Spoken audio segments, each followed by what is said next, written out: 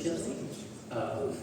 Manufacturing productivity has shot up over the past year.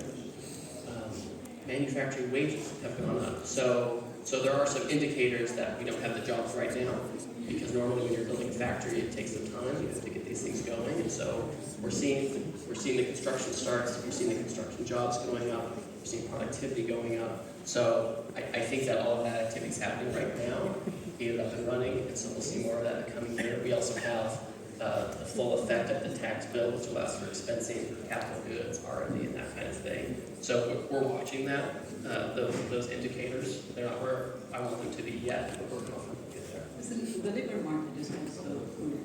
Do you think that tariffs have anything to do with that? So no, I don't think so. You have to remember in the United States, with our new immigration policy, a lot of folks have left the United States. So and we cut some government jobs because we didn't want an economy fueled by illegal immigration and government jobs.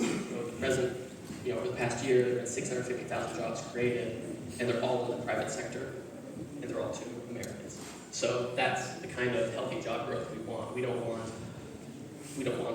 an economy that's fueled by government jobs. So you're going to see that effect in the labor numbers. I think the middle of this year, I think the labor numbers will be a little more reflective of our policies outside of immigration and government cuts. I know that you don't think that tariffs drive up prices, but if you look at the polls and you have the midterm elections coming, what they show is that American voters are very concerned about inflation. They're very concerned about affordability. Are you, well, but also, I mean, how is it that you believe that tariffs have nothing to do with pricing? So if you look at the drivers of inflation, these are all related to services we don't import that are subsidized by government. Healthcare, housing, education. This is where energy to some degree, right? So these are areas that we don't import these things. That's where the largest impact of inflation is. And if you look at where we were in the Biden administration, I think we hit a high of 9% or something like that. We're now down to 2.7. I mean, that's huge progress. And then when you look at the actual, inflation numbers for goods, there are a few goods here and there where we have seen high prices, right? Beef is one of these. That's related to the size of the U.S. cattle herd, right? It's cyclical, and every 10 years it gets low, and then you build it back up. Things like coffee, like tariffs can't control the weather event in Brazil 18 months ago, which affects commodity prices downstream.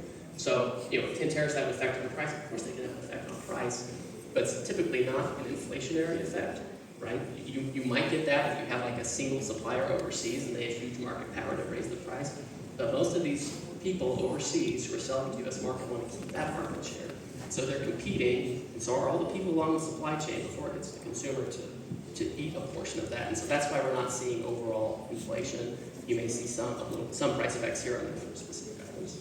So some companies have told me that what they've done is absorb some of the cost of tariffs.